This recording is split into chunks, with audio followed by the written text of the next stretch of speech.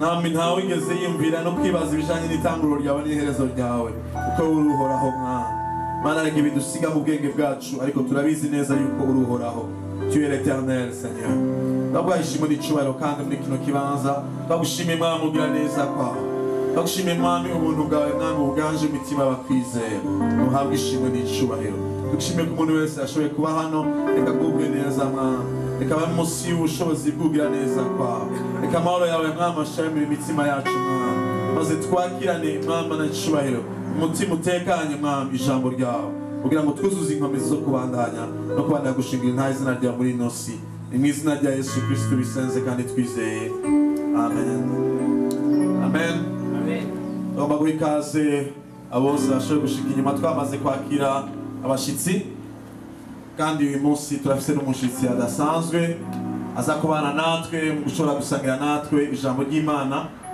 akaba ari mwene data Fleury Ndongozi akaba aba mu gihugu ca Suède maze imyaka myinshi naza kweruka ngaha kera akaba kandi ari umukozi w'Imana muri ico gihugu mu ishengero rya New Jerusalem International ngo yaje muri no misi ya vacances azogenda la semaine prochaine twifuje yuko tugenda tudasangiye nawe ijambo ry'Imana reka imbere yuko ndamakira hano imbere ashaka kuva hasi na madamu wiwe ashobora kuba ari inyuma reka tubakomera Imana kubwabo amen akoze kuza kubana natwe kaze mvuze nitwa Fleury Ndongozi mfite amazina menshi bivana naho twaba twarahuriye mu baskuti nitwa Elephant Spontané twarahuriye muri université mu baptême banyita Puyan Gustave ya crocodile imaze abantu twarahuriye mu ishengero muri Suède banyita Onésime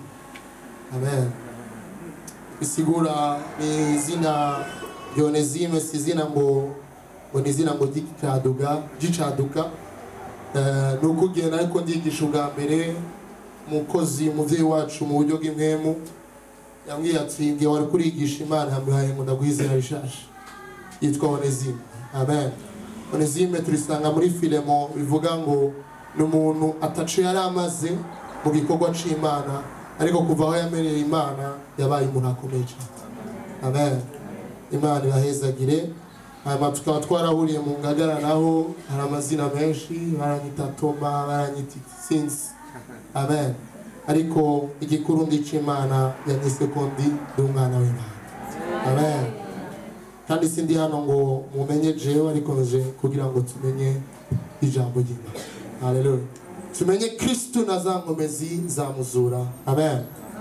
reka twugure Bibiliya tudatevye muri Yesaya 61 kuva ku murongo wa mbere gushika ku murongo wa 4 ubushobora musomye yo dusomera hanyuma tukaza gusoma no muri Nehemiya ikigabane ca kabiri kuva ku murongo wa 17 gushika ku murongo wa 20 amen muri Isaïe 61 verset 1 jusqu'à verset 4 hemu w'umwami uhoraho ari kuri jewe kuko uhoraho yandobanuje amavuta ubutumwa bwiza yantumye gutubika imitima imenetse no kumenyesha abarindwa ko barekuwe ngo menyeshe abantu umwaka wo kwemererwamo n'uhoraho n'umunsi wo kwihora w'Imana yacu ngo nirure abagandaye bose ngo shirireho abagandaye i Siyoni igitsibo mu gishingo c'umunyota ndabahe n'amavuta y'akaneza mu gishingo c'ukugandara n'umwambaro wo guhimbaza mu gishingo c'umutima uhondobereye kugira ngo baze bitwe ibiti vy'ukugororoka imyeroni yatewe n'uhoraho ngo bimutere icubahiro nuko bazokubaka ahari imisaka kera bahagarike ahasanguwe ubwa mbere kandi bazosubira kuvyura ibisagara vyasenyutse ivyamaze ibihe vyinshi ari misaka. Yes, ashimwe cyane. Ashaka guceka ngo and they shall rebuild the old ruins, and they shall raise up the former desolation, and they shall repair their ruined cities. The desolation of many generations. Nuko bazokubaka ahari imisaka kera bahagarike ahasanguwe ubwa mbere kandi bazosubira kuvyura ibisagara vyasenyutse ivyamaze ibihe vyinshi ari misaka. Ndaheza mbiganira ingene ikiganza ciza c'Imana yanje cabaye kuri jewe biganira n'amajambo umwami yambwiye nabo baravuga bati nituve hasi twubake nuko bariyungunganya bashira ko bakora ico gikorwa ciza. Murongo wa 19 ariko Sanibalati umuhoroni na Tobiya umwamoni w'umugurano na Geshemu umwarabu bavyumvise baradushinyagurira batubarirana agakengerwe bati ivyo mukora nibiki mbega suko mugomba kugarariza umwami. Murongo wa 20 nanje ndabishura Imana yo mwijuru niyo izotuma bikunda nico gituma twebwe abasavyi bayo dushira ko tukubaka ariko mweho nta mugabane nta bubasha nta n'icibutso mufise i Yerusalemu. Amen. Yes, ashimwe cyane. Ndashobora kubegera kuko ngano uvume ngo ndi kuri internet ndikore cyane. Haleluya. Yes, ashimwe cyane. Twasonye muri Yesaya bavuga ngo kuko uhoraho yasize amavuta ngo kugira ngo mvuge ubutumwa bwiza maze abantu bakinyambaro y'ukurira canke y'ikigandaro ndabaha inyambaro shasha y'umunezero. Yes, ashimwe cyane. Ndakunda cyane igihe cyose somye iyi passage kuko iranganira ikavuga ati n'ivyiza Imana yankoreye mu bugingo bwanje birengeye ivyo papa na mama bonkorera. Haleluya. Ivyo Yesu yagize mu bugingo bwanje birengeye ivyo abagenzi bonkorera. Samaherasi igihugu mbamwo ariko igikuru cyane nico Yesu yagiriye mu bugingo bwanje. Haleluya. Kenshi turasaba Imana akora iki kandi ikabikora Imana ihabwa icubahiro. Turi kumwe. Iyo uri kurarira ukibuka yuko hari waje agakura agaguhanagura amosozi yawe akaguha unyambaro y'umunezero bigutera inkomezi. Amen. Murambara kugira ikirundi canje kiragwaye gatoya ariko ndagerageza sivyo. Ariko Bibiliya iravuga ku murongo wa gatatu n'umurongo wa 4 avuga ngo bazokwitwa a planting igiterwa c'uhoraho bazokwitwa ab'Imana yashinze ab'Imana yonyene yitereye. Imana ihabwa icubahiro. Igihe cyose somye iri jambo rirankuraho kuko naho imiyaga yohuha nibuka ijambo ry'ikirundi rivuga ngo wagati gateretswe n'Imana ntigahenurwa n'umuyaga bisigura ngo n'Imana igiterwa c'uhoraho nta na kimwe conkorako. Yes, ashimwe cyane. Kumbura uvuge amen kuko mukanya gato amen niziza kuba nyinshi. Ngabara kubwira ni uri igiterwa c'uhoraho kuko Imana yaragushizeho yaragutoranije ukiri muto agusiga amavuta maze kugira ngo ube umuntu yamamaza iteka ryayo. Imana ihabwa icubahiro. Abatowe n'ubuhoraho nibavuge amen. Bisigura ngo nimba wewe waratewe n'Imana nimba Imana yaragushizeho igufitiye umugambi nta mwana w'umuntu yohaguruka ngo ashobore kugukuraho kuko watewe n'Imana kuko Imana yamikwaboza igutengera igushira neza iguha ibitabizo iguha amafimye yose kugira ngo ushobore gukura. Yes, ashimwe cyane. Ndibuka ijambo ry'Imana rivuga igihe Yesu yariko aratanga umugani aravuga ati habaye umuntu atunze umurima maze muri uwo murima habamo igiti kimwe kitama ivyamwa. Haleluya. Nyene umurima araza agatembera misi yose akavuga ati iki giti haheze imyaka 3 kitama ivyamwa. Ni igiki kiriko kirakora kuko kiko gitwara ikibanza ca gusa. Haleluya. Kiko kirononera n'abandi, ariko nyene umurima uwarajejwe gufata uwo murima aravuga ati nyongera uwundi mwaka umwe kugira ngo ndagifate neza. Haleluya. Bisigura ngo iyo wananiwe, iyo mu bube gito bwawe wananiwe, hariho mwemu wera yamavuga ati reka ndaguhera grace kugira ngo ndakongera uwundi mwaka wo kubaho kugira ngo ushobore kwama ivyamwa byiza. Yes, ashimwe cyane. Haleluya. Hari benshi badatahura ico kintu bibaza yuko kwakijijwe biba bibaye mugano w'abarundi ngumeze ngo nka yavyara mucika avuga ngo ahanje ndahejeje hasigaye umwungere. Uyu munsi nagomba ngo tuganire ijambo rivuga uhaguruka twubake. Haleluya. Ati imyaka 3 yose namaza iki giti nikigeze camwa ivyamwa. Ni kubera iki? Imana yatugirira ibintu bwinshi. Iraguha amavuta uyakeneye, iraguha imfungugu uzikeneye, irakurinda, irakuzigama muri byinshi no muri bike, ariko Imana igusabye ikintu kimwe, ni waba ivyamwa byinshi.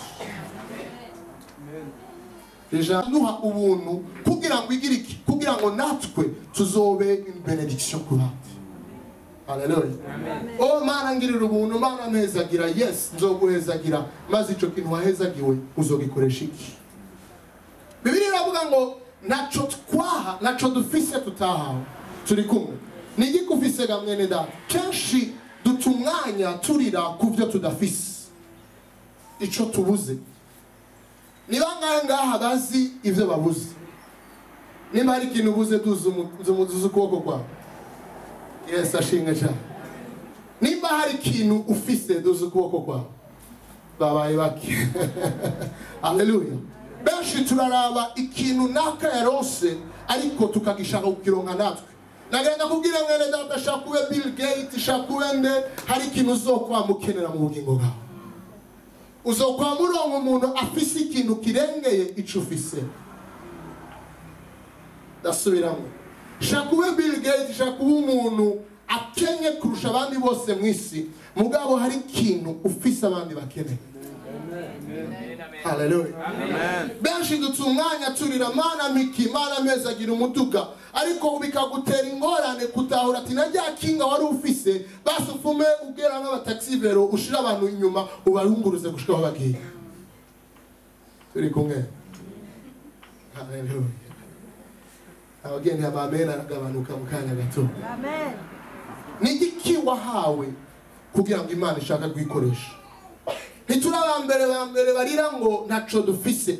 Musa yarariza aravuga ati Imana kugomba kundungika mu gihugu ca Egiputa. Naco mfise sinzi no kuvuga. Mbega nzogenda ndababwira ikirungi ku wundi je ntabyo shoboye. Ariko Imana yamubajije ikibazo kimwe, ufise iki? Uyu munsi ni giki ufise kugira ngo twese tuhaguruke twubake. Haleluya. Yes, ashinga cyane.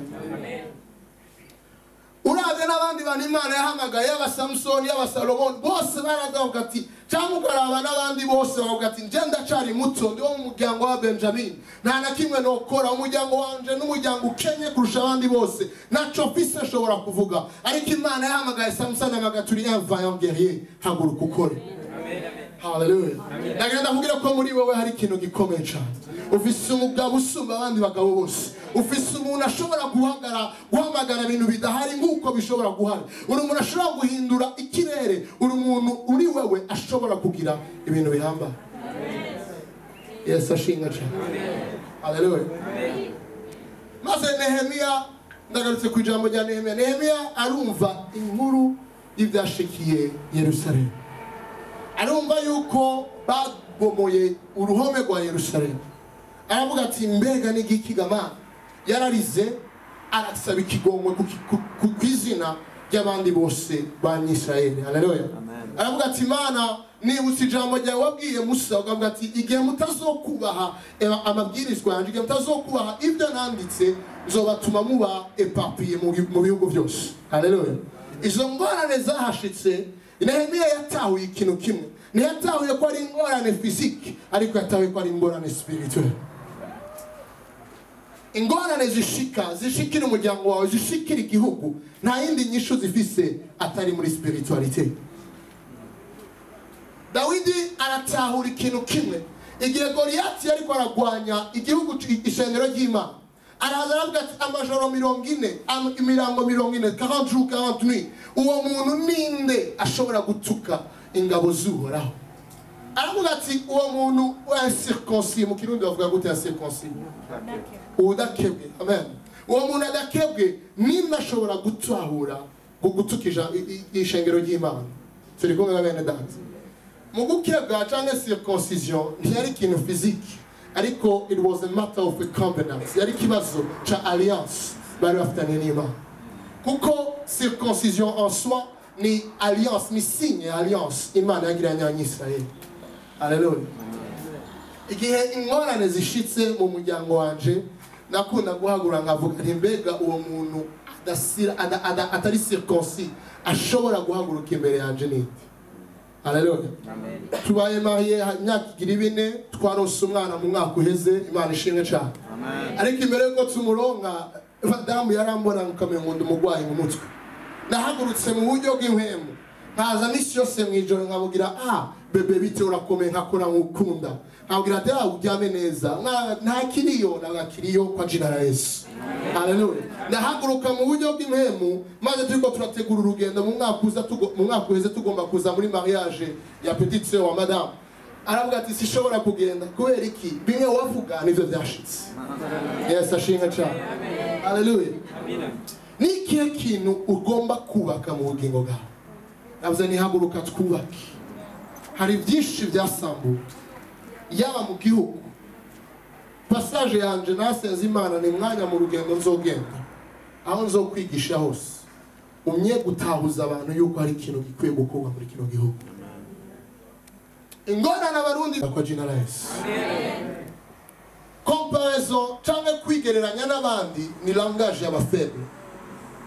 Haleluya. Eko ndaganira n'umuyobozi w'ishengero arangira ijambo rinyohe cyane, twego turagize umubonano ndahezagirwa cyane. Avuga ati abariko baravuga canke abavuga ibindi bintu bitari mu ijambo ry'Imana bameze nka Sambara, bameze nka Tobiya. Haleluya. Baho twasonye muri Nehemiya, n'abantu badafite ico bakora ariko baryoherwa kuvuga ivyo abandi bariko barakora. Umunsi naje kugira ngo Imana iguhe ico ukora. Umunsi naje kugira ngo uhaguruke wubake igikorwa cyawe. Haleluya. Yes, ashimwe cyane. Ariko muri uko kubaka hari ibintu byinshi bishika. Nehemiya yumvise umubabaro wari mu gihugu cy'Israeli. Amen.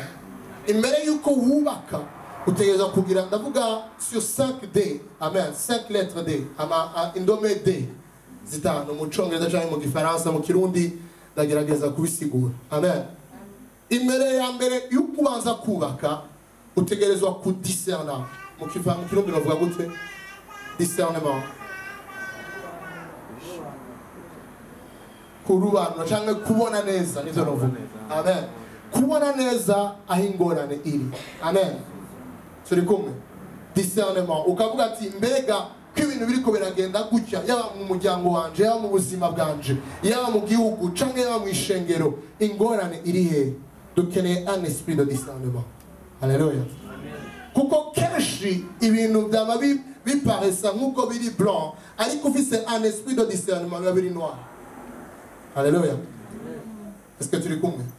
Ubanza kwidentifia cyangwa gutahura ingorane iyariho kugira ushobore kubaka. Ni nk'umuntu agomba kubaka umurima cyangwa agomba kubaka inzu, abanza kudiscerna aho azokubakira hari. Haleluya. Byo guharawe ni sororezo cyangwa gaseke buyandatse. Haleluya. Ubanza kudiscerna ico kintu cyane. Amen. Yaradiscernye arabona aho ingorane iri kugira ashobore kubaka. Ikindi kintu cya kabiri, abakristo benshi dufise iyo ngorane dutera nuko tubona aho ingorane iri mugabo nta decision dufata par rapport iyo ngorane. Discernement, décision. Kintu cya kabiri. Haleluya. Barabona yuko bari mu vyaha ariko nta decision bafata ngo basohoke mu byaha. Decision. Abantu benshi Imana mu kwezi agira Aburahamu. Amen. iyo Aburahamu atobeyisa, iyo Aburahamu atubaha ijambo ry'Imana, umugisha we wari kwa kuri twebwe kuri uno munsi. Yafashe decision, arahava aragenda. Haleluya.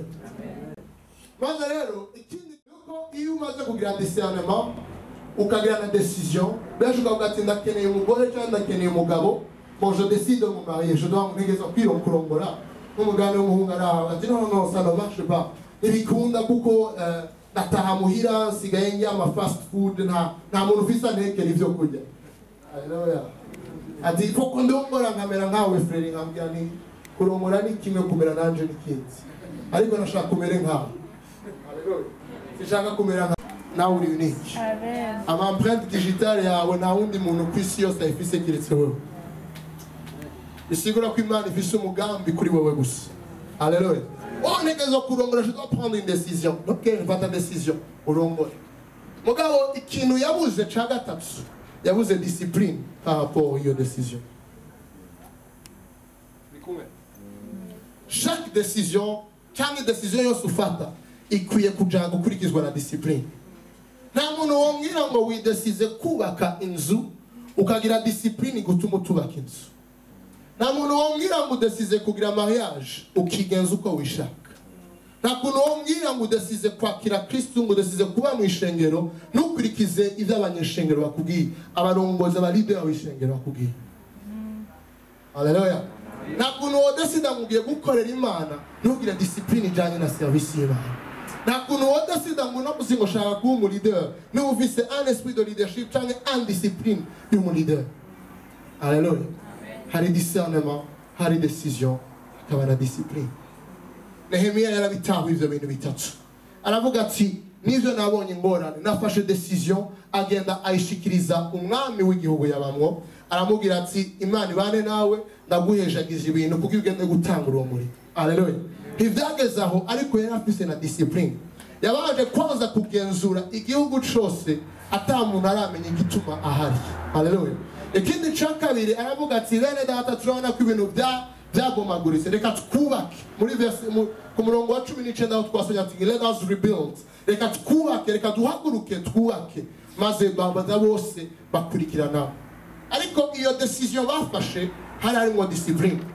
Ugaze mu bigabane bya 12 muri Nehemiya urasoma baravuga yuko Nehemiya yagize strategy, kuko yabonye yuko hariho ingorane nyinshi, amataki yari menshi. Aravuga ati ukuboko kumwe kuzokora, ukundi nako kuzosenga. Amen. Haleluya. Amen. Discipline ufise ni yihe selon décision wafashe. Tulikumega bene data. Amen. Amen. Suko mugiye kugira nk'abandi bose, oyagira nk'uko Imana ikweretse, maze ufate iyo discipline uyigendere, Imana izokwereka neza. Haleluya. Dawidi yari afise discipline itari meze nk'iz'abandi bose. Yarazi yuko nimba ari ico ari kurya munsi nukwera Imana yagendanye nawe. Yari afise ifashe yo gushima Imana igihe cyose. Nihe discipline ufise uyu munsi mashengero menshi, iyi message zarazimitse ubwira abantu nimugire discipline, nimugire discipline, kuko bose wati uvuze discipline uri umukozi w'Imana, ahubwo uvuze discipline wari umukozi w'Imana nshuti z'Imana. Kuko ikintu cyose Imana iduhamagara kuba abanyendero, abantu bigenza atigenza nko muri kino gihe, ariko abantu bigenza nk'abantu b'Imana. Ico gituma Paul yanditse umuntu yapresheje la grâce kurusha Paul nta urabaho. Paul yaranditse aravuga ati naho la grâce yaduhaye, ariko ikintu tegezwa kumenya la grâce ni hari kugira ngo dushobore gucumura. Aravuga ngo là où le péché abonde, la grâce de Dieu surabonde. Mugabo, la grâce de Dieu, on ne doit pas pécher pour que la grâce de Dieu surabonde. Amen. Yakeneye discipline. Aravuga no muri Romains 12 akavuga ati muri byose mutahure yuko muterezwa guhindukira mugatahura ikiri ciza ikibereye n'igishimisha Imana kugira mugire renouvellement des pensées. Ne vous conformez pas, mugabo soyez transformés.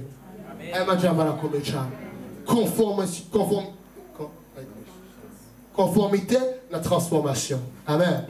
Bisigura yuko abantu benshi bona no munsi nguze contenere umuntu ashaka kwigura. Tu te conformes ngene data.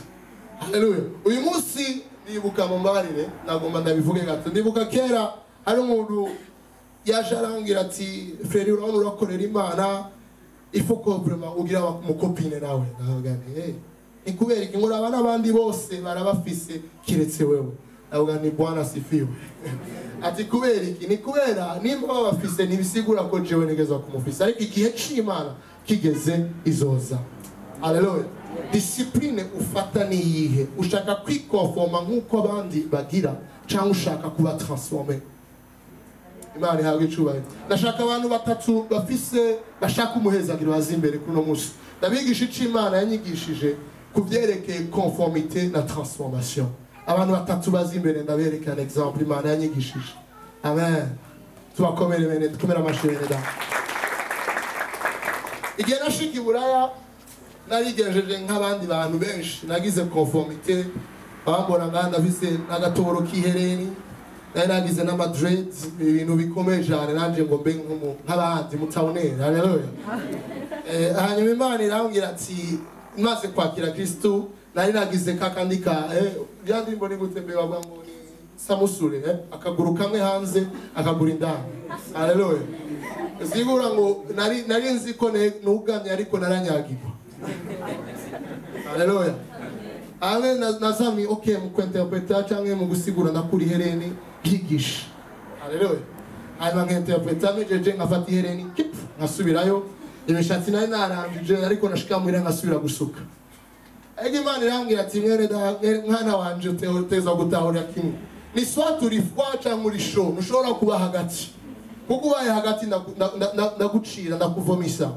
haleluya irambwira ati ubwire surtout ndi ku jeune ndi muri deux wa jeune kw'isengero irambwira ati ubwire abana banje ibi bintu mwenda kwigisha benshi iyo uri ahantu inyifato z'abantu benshi kugira ngo tumenye ico dushobore kubaho discipline tutezwa kugira ugamera mbere tubanza kuraba igihugu tubayemo uyu ndamwita igihugu haleluya igihugu tubayemo lo milieu tubayemo tradition y'ico gihugu mbese ibi bintu biremewe muri kino gihugu mbese ibi bintu amategeko avuga gute haleluya tukaraba tuti nimba igihugu cemeye ni sawa nimba igihugu cemeye ko ngira ibi nimba igihugu cemeye ko mbana concubinage nagize mariage ni sawa nta kibazo haleluya ugaca ugenda akavuga ati okay igihugu cavyemeye amategeko arampaye uburusha reka ndabe uyitumwita umuryango haleluya umuryango wanje reka turabe ingene ubivuga mbega mubona gute eske naho tuba mu gihugu kimwe ntitufise education imwe sero imiryango twavuyemo naho twaba dufise tradition imwe canke imibereho imwe ntitugira education imwe kubera tuva mu miryango itandukanye murashobora kuba muva mu quartier imwe mukagira education zitandukanye indero zitandukanye ugavuga ati igihugu kirabinyemera ariko umuryango wanje reka ndabe yuko ushobora kuvyemera haleluya ugavuga ati nimba umuryango uvyemeye indero naho yawe yivyemeye ni sawa reka tugende hanyuma ugaca ushika kubwanyuma ugavuga ati bon tradition yavyemeye igihugu cavyemeye umuryango wawemeye reka ndabe imana mbe mana ko bijya vyakunze ega ni batatu ariko wowe ntaco ni majorité qui compte urumva nawe wavyemeye haleluya ikibazo kishi ni muhindukire mu ndane gutya dutonde kumura ikibazo kinshi abantu dufise discipline yacu iba determine premièrement na tradition cyangwa igihugu tubamo ikaba determine na education tukibaza yuko iyo discipline ni imana yeme ndashitsi buraya abantu bose bakavuga ngo nukubana concubinage amategeko aravyemera ni Burundi uzobasigura bizovyumva ariko nkabaza mbega imana iravyemera haleluya ariko imana irambwira ati bwira ishengero ryanje hakubanza kuraba tradition hakubanza kuraba igihugu canke famille babamwo nibabanze bahindukire bandarijeho hindukira muri abino iyo utanguye kuraba imana iyo utanguye gutahura ico imana igushaka ko la tradition canke famille nizo kwigera ivyaha nico gituma Paul yandika avuga ngo ivyirikwa ngo les fruits de l'esprit haleluya la fruit de l'esprit la loi n'est pas contre cela Nimbali la maîtrise de soi, nimbali la bienveillance, la douceur, la loi n'est pas contre ça. Ichimana yemeye na tradition imwe mwisi yose ndabona ibya. Imana yabicuba murashobora guheza kwicara. Abantu benshi turakwiye gutahura iyo discipline. Mbese imbere yuko nigenza nkuko nigenza, Imana ivuga iki? Suko ngo mu muryango uvuga, suko ngo igihugu kivuga, ariko Imana ivuga iki? Yesu ashimwe cyane. Naryohewe cyane duhanye n'abavukanyi b'Abasuwedwa, Abasuwedwa bimvukire turiko turaganira bariko baravuga ingorane ziri muri Sweden. Ndabona umukozi w'Imana arahagurutse aravuga ati je sinumva igituma n'izo ngorane muzivuga mw'ishengero. Bavuga yuko ari abantu tutagendera mu vyanditswe n'Imana, yuko abantu bigenza uko bashaka, yuko urumva hariho dofashe yuko igihugu gouvernement yadesize kubera bo barafise c'était l'église état. Ishengero ryari ishengero ritwagwa na gouvernement ico gihe. Mu myaka igihe bandika amabibiri y'amashasha yo muri 2000 bavuze gouvernement yadesize yuko atajambo nimwe gitwa enfer cyangwa kuzimu rizoba ari muri Bibiliya. Haleluya. Abanyeshengero bavuga ati ego basi ko ari gouvernement iduha amahera reka tubigire. Mugabo bahindura ijambo ry'Imana. Nimba gouvernement ishobora kudesida kuri église, l'église a perdu son pouvoir. Parce que twagize conformité hakugira transformation. Alléluia. Twigenze nk'aba tukore nk'abandi nivyo bigezweho, ibigezweho nibisigura yuko ari vy'Imana ishaka. Alléluia. Nitube conforme. Alléluia. Duhindurwe tubanze kubaza Imana icyo ishaka kugira tumenye discipline tugenda. Iyo discipline mwene data nagira tukubwire aho uzoba hose ku isi yose. Yaba muri Afrika yaba muri Europe iyo discipline izokugirira neza. Abantu benshi b'abanyafrika cyangwa abandi bantu bava mu bindi bihugu byo muri Aziya bakaza bakishijwe bageze muri Europe mugahari abandi bakomeye mugakiza. Amen. Bashitse i Buraya ugasanga batanguye kugira ibintu bashaka bakavuga vraiment muri kino gihugu biremewe. Ukamengo Imana yo muri Afrika cyangwa yo muri Aziya iri plus tolérant kurusha Imana yo muri Europe. Ariko Imana ni Imana. Mwibaho ibihe byose. Nihinduka uko yarereje ni kuri no munsi kandi nizo kwamabiri ndashira. Haleluya. Urashobora kugira discipline, urashobora kugira discernement, ukagira decision, ukagira na discipline. Mugabo urakeneye ikindi kintu ca kane cyitwa determination. Determination. Nehemiya yaratawe ico kintu. Determination mu kirundi no vyita gute? Ugushira amanga. Ugushira amanga. Usigura ngo shaka wigenze neza iyo utagize ugushira amanga uraruha. Amen. Iyo utagize determination mu rugendo rwo mu ijuru uraruha. Nehemiya yari kwarubaka ariko habaye ama adversité, habaye abansi benshi iruhande yiwe. Haleluya. Abo bansi bakagwambira ngo ntavyo muzoshikako. Sambara twamusomye na Tobiya na Geshem. Bavuga bati mbe ngomba guhaguruka kugira ngo mugwanye umwami. Haleluya. Nagenda kubwira mwene data mu mwanya uzoba uri kurubaka ubuzima bwawe. Mu mwanya uzoba uri kurubaka igihugu cyawe. Mu mwanya uzoba uri kurubaka umuryango wawe. Witege kwazo wa adversity mu bugingo bwawe. Haleluya. Yesu ashimwe cyane. Iyo adversity ntivuye ku bantu ariko ivuye ku mugwanizi. Haleluya. Iyo utagira determination ukavuga ati ngiye gushika aha n'aha ngiye pise determine ko uko bigenda kose sinzopfukamira statue ya Nebukadnezar ariko nzoguma ndi integre muri jewe. Daniel yaratahuye iyo determination aravuga uko biri kose nginyama canke ndya imboga nta kibazo, uko biri kose basaba kunamira statue ya Nebukadnezar sinzobigira ariko pise determination yabandanya senga uko yahora. Haleluya. Isigura ko dukeneye determination mwene data. Iyo utagira determination uraza gusenga no munsi nico gituma nkunda kuza gusenga. Iyo hariyo programme yo gusenga ni gate nsiba. Kubera ndazi yuko iyo ndi mwishengero ry'Imana ndaronka ijambo ry'Imana rituma kuba determiné mu rugendo ndimo. Haleluya. Turakeneye determination mu bugingo bwawe. Shaka uba ufise uri mugwiza tunga. Iyo utagira determination entreprise yawe irahava. Haleluya. Shaka uba uri umuvyeyi w'umuryango canke uwubatse. Iyo ingorane zishitse utagira determination urabiva. Umwene data umwe muri Sweden yaraje arambwira ati jiwe ndarushe. Ni kweli kurushe. Ujya mugore sinzi ko ari umugore Imana yamaye ni aha. Turumva ngo biragoye paka kureka ishuka ishati ku ntebe acahaguruka agatera induru. Numva ibintu byose sindavyumva kuko hari ingorane nditahurana nitugira ibikinangana. Ikibazo ni kimwe. Ha determination ufise. Ati kubera iki? Ni est-ce que uratahura ico Imana igusaba? Iti Imana irasaba yuko ndamukunda. Ntibigezaho. Iragusaba yuko umukunda nkuko Kristo yakunze ishengero. Bisigura ko utegereza kumwigura. Bitegereza ko utegereza kumupfira. nkuko Kristo yapfiriye ishengero. Wangu unaanza vitu kwa upastori ni sicondo inshuti y'Imana. Nimba twebwe abanyeshengero cyangwa abakristo twigenza uko dushaka, Imana ikabana nyidukunda itwereka ubuntu bwayo, natwe mu rugo rwacu twaba tukwiye kumera gutyo nk'abagabo. Arinzi ko abagabo bavuga amen. Haleluya. Hangu gataha sinzi ariyo filme y'abakristo bakinye Fireworks, sinzi ko abantu bayizi. Ariko aravuga umugabo umwe yashaka papa we yamukonse ati mu myisi 40 uzogerageze ugire chaque jour misi yose ugire une bonne action, wereke ikintu ciza umugore wawe. Byari ibintu bitoroshe. Haleluya. Mu minsi 40 yaza agataha umugore yamuguriye agashurwe, umugore akabira agaca afata agashurwe agata. Umugabo agashavura ati none shavura gute ko ata muntu no kubita, yari umuntu abazikinyamoto ba pompier.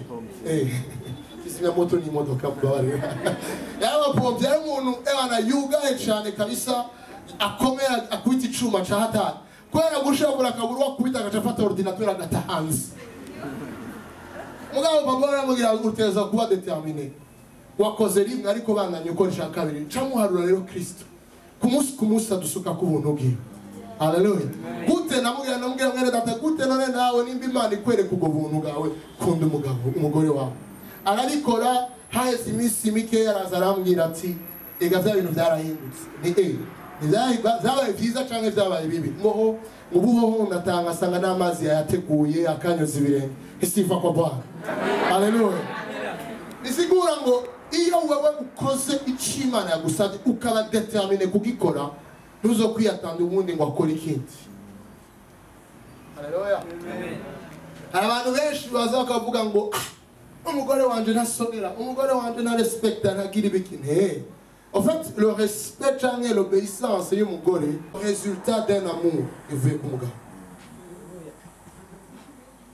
Quand on dit que j'ai un basson, on a dit amen, on a dit mais n'abagore n'inkubi bakavuga ati yego nukuri kose umugabo wanjye ashaka umugabo azomeze gutyo, ariko nukeneye umugabo azomeze gutyo, ariko nawe kora igikorwa cyawe urugo ruzogenda neza. Ni ibintu bibiri Imana idusaba le respect et l'amour muri mariage. Haleluya. Ariko usanga umugabo usanga ariko arasenga ukwiwe, umugabo rero ariko arasenga ukwiwe, Mana hindukira umugore wanje mu izina rya Yesu, ugakemeye n'umugore wanjye agakemeye umugabo kwa jina na Yesu ahinduke agira iki. Ariko Imana siki gusaba banzo hinduke wowe kugira ushobore guhinduka. Haleluya. Determination irakenewe. Determination bisigura ati naho bitagenda neza uzobikora icimana gusabye. Kuko hari ikintu nababwira abantu ni Imana idusabye kwigenza d'une certaine manière. Sukugira ngo Imana ngo ibandanye kurusha kuba Imana. Imana izoguma ari Imana. Ni kugira ngo twebwe tumererwe neza. Nimba Imana igusaba ngo ntiwibe, ube determiné kubandanya ico kintu. Kuko arazi ni wiba, c'est pour ton bien. Wivye hazobi nabi bazogukubita, sinzi ko mu Burundi bagikubita basoma. Ariko hari ukubise umusuma we ni ufungwa bamukubise. Bisigura ngo uteza kuba determiné mu gikorwa uri kurakora. Haleluya. Kwera utari determiné, tu vas jeter l'éponge. Urarekura, iyo urekuye hakaba ikibazo. Satani acazagafata. Esa shinga cha. Haguruka twubake. Discernement, décision. Ikintu ca gatanu, tu dois avoir une direction. Haleluya. Niye direction ufise mu bugingo bwawe. Direction nshatse kubivuga mu Kirundi cyo muri Bibiliya novuga ni iyerekwa aho uri kuraca. Haleluya. Ukugenda he gamwene data. Ukugenda he ugomba kugira mariage. Ukugenda he wakijijwe. Nagira ko turi mu rugendo. Nta kiswa turi mu rugendo. Tuko tufise une direction tuzojako. Ni direction mu ijuru. Haleluya. Amen. Iyo utazi aho uri kugira ngo utere imbere muri uwo mugendo bwawe. Haleluya. Ama entreprise menshi yarahagaritswe cyangwa amabanki menshi agafunga kubera iki ntibari bafise une direction yaho bari kubaraca. Hari abantu benshi bibaza yuko objectif y'ubuzima bwabo no kuronka imiduga, no kuronka amahera, no kuronka ibiki, bakabaho neza, bakaguga neza, bakarya, bakagira iki. ariko hari ikintu kirengeye ico uteza kumenya iyo uriko uragenda. Haleluya. Uko ujahiga mwene data naganda kugira ko utari muri course n'umuntu nimba abandi barabigize bareke babigire umwanya wawe uzoza. Haleluya. Tu dois avoir une direction ndiko ndajahe nk'umugabo mu rugo neza kumenya ndiko njana umuryango wanje hehe nk'umukristo cyangwa umurongozi w'ishengero ishengero ndaribona hehe kugira ngo ashobore kumwirikira. Haleluya. Nushobora kuza ngo n'umurongozi soit wa cellule cyangwa umurongozi wa chorale cyangwa umurongozi wiki utafise une direction yaho muri komuraje. Narashimye Imana kuwa Mungu heza nari hari inyuma pastori nasanze kwanza birashari aza akabereka vision ya Oasis Christian Center. Amen. Nari mushasha mugana yatahuye ico muri ko murakoraga mu kintu cyose uri kurakora uteza kugira une direction. Quel est l'objectif tugomba gushikako? Imana iguhezagire mukozi w'Imana. Benshi peut-être ni mu bitahura ati ni ibintu bi sophistiqué canke birengeye ubwenge, ariko utegezwa kumenya nk'ishengero rya Oasis Christian Center ari un membre une branche muri le membre du corps du Christ tuko tujahe ishika inumbero ijahe. Haleluya. Nababwira abantu gasanga umuntu no musasenge hariya undi asenge hariya usenge hariya no suko bikorwa mu gikorwa cy'Imana. Haleluya. Ushobora kuvuga umuntu atamba ahantu hose iyo haje n'umuntu akavuga ngo ndumuvuga butumwa ikintu cyambere ndamubaza uri mu ishengero iri. Haleluya. Ndagenda kwishukura ishobora guha ikibanza umuntu yigije ntazi ko afise ishengero kuko iyo ufise ishengero ufise umuntu aguviza une vision direction muri ko murajamwe ukaba éduqué kugira ukurikize ico kintu. Paul qui était un apôtre par excellence igihe yakira Kristo igihe Kristo yamwireverako yagize iki yagiye Yerusalemu kubana n'abandi bapôtre kugira iki kugira yige atahura igikorwa c'Imana wikuberakora. Amen. Ni wabona umukristo akubwiye ngo ndatamba hariho hose uramubwira ndugu ikara wicare uregwe. Haleluya. Kuregwa bituma nimba dushobora kugera aho tugeze uno munsi nimba ashobora gufata microphone nkigisha nuko narezwe nigishijwe nkabona une vision nkabona igikorwa ingana gikorwa hanyuma nkamenya naho turiko turaje. Yesu ashimwe cyane. Haleluya. Mwene data nimba uyu munsi ugitamba utaza aho ugenda ukavuga ngo ngiye muri rya sengero hari ingorane nibi ndagenda kubwira ikintu kimwe ga mwene data nta église iri parfaite ariko dufise un Dieu qui est parfait. Umukozi w'Imana Noel Jones sinzi ko mumuzi umunyamerika ariko aravuga umunsi umwe ariko aridoga ati Imana ishengero ryanje sindabitahura ariko araganira undi mukozi w'Imana ishengero ryanje ndigisha abantu ntibahinduka abantu ntibumva aho ndiko ndabajana nibatahura ko dukwiye guheba ivyaha tukagenda mu nzira zuhora dushimisha Imana. Umukozi w'Imana aramubwira ati none ushaka ishengero ryera? Ati yego ushaka ishengero ryera. Ati rero sasa ufata abanyeshengero bawe bose ubasabe bakubura ishengero ryose bakubure baryoze ari gusiga amavuta basige hanyuma basohoke mu ishengero uca wewe nyene urushengero wugara isengero mugabo nawe ube sure ube sûr yuko tari mu rusengero usohoke nawe. Ati kweli ati kuko tous turiko turagendera dans la perfection et turaba parfait nous marchons vers la perfection. Haleluya. Nimba umuntu agutse umutirimutsa birivuga gute musenge. Haleluya. Ariko agakiza si shengero rizo gutwara mu ijuru ariko ni Imana izo gutwara mu ijuru. Yes, ashenga cha. Tu dois avoir une direction ukujahe. Kandi ikintu kinangaza nimba warakijijwe Romains 14 verset 4. Ijambo Imana yatureveye turiko turasenga umunsi umwe dusengera ingorane zari mu mashengero atandukanye muri Swede.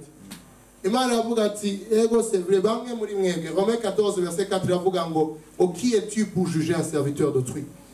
Urinda wowe kugira ngo ucire imanza umukozi wundi. Ni Imana ishobora kumuduza kandi Imana izomuduza. Haleluya. Ndavuga ni Imana ushatse kutubwira ati bamwe muri mwebwe ngaho mwamaze guca imanza ariko Imana itaraca imanza. Haleluya. Reka dutahure bene data ikintu utakizi udatahuye ntukakritike ndugu yawe. Haleluya.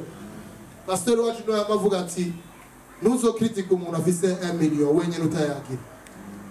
Haleluya. Kuko ntuzi ingorane za 1 million. Nimba uryoherwa nayo ma 10,000 izo ngorane za 10,000 hari abandi bashika hariya hejuru bakagira ingorane ziteye ubwoba. Haleluya. Ariko dukwiye kugira une direction aho turiko turaje. Maze rero umaze gutahura ivyo bintu bitanu gira meze mu minota 3. Uko maze gutahura ivyo bintu ukagira discernement, ukagira décision, ukagira discipline, ukagira détermination, maze ukagira na direction, Imana igiye kukugirira neza. Bibiliya iravuga ngo Nehemiya amaze kubaka uruhomwe rwa Yerusalemu, abantu bose baratangaye. Bamwe bamubwira basambarana Batobiya bamwe ati ntavyo uzoshobora, ariko barabonye ingene Imana yabikoze, baravuga ati nukuri ufise Imana ikomeye. Abantu bagiye kubona Imana ufise kuri uno munsi. Abantu bagiye kubona ico Imana yaguteguriye, ariko Imana igusaba kimwe, uhaguruke mu buryo bw'imwemu, ufate decision, hanyuma ugire determination na discipline, maze umenye aho uri kuragenda. Uhoraho abahezagira. Turasenga kuri uno munsi.